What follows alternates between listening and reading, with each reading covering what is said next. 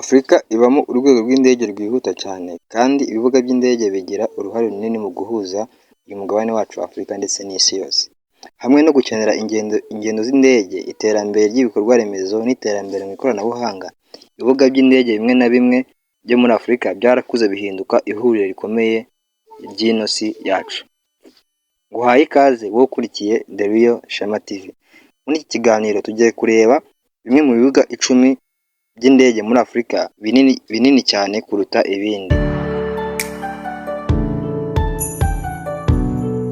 Ku mwanya wa 10 turasanga ikibuga cyitwa Sir Sekou Lamagalou International Airport. Iki ni ikibuga giherereye muri Mauritius, kimwe mu bibuga 10 binini hano muri Afurika.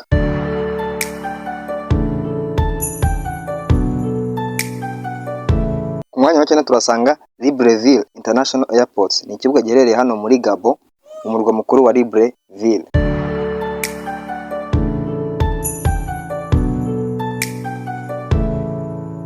Ku mwanya wa 8 turasanga Nnamdi Azikiwe International Airport. Ni ikibuga giherereye muri Abidjan muri Nigeria.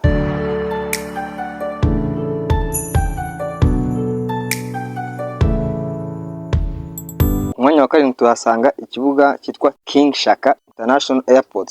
Kikaba giherereye muri Durban muri South Africa.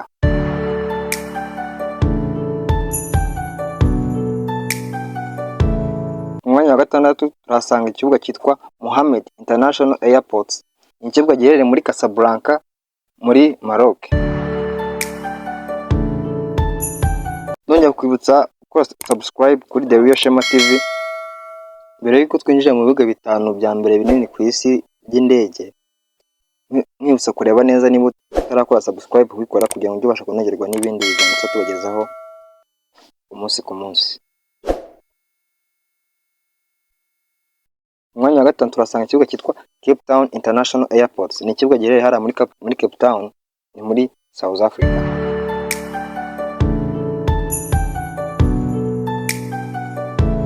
Ku mwanya wa 4 turasanga ikibuga cyitwa Addis Ababa Bole International Airport. Ni ikibuga giherereye hara muri Addis Ababa mu gihugu cya Ethiopia.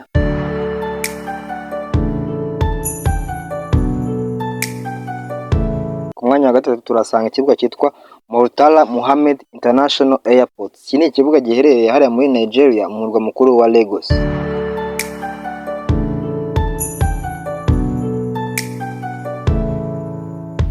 Ku mwanya wa 2 turasanga ikibuga cyitwa Cairo International Airport. Ni ikibuga giherereye hariya muri Egypt mu murwa mukuru waho witwa Cairo.